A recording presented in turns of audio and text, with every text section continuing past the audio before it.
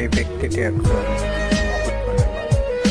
তার মায়ের শেষ আমানত জমানো লক্ষাধিক টাকা বন্যার্ত ব্যক্তিদের সাহায্যের জন্য দান করে দিলেন।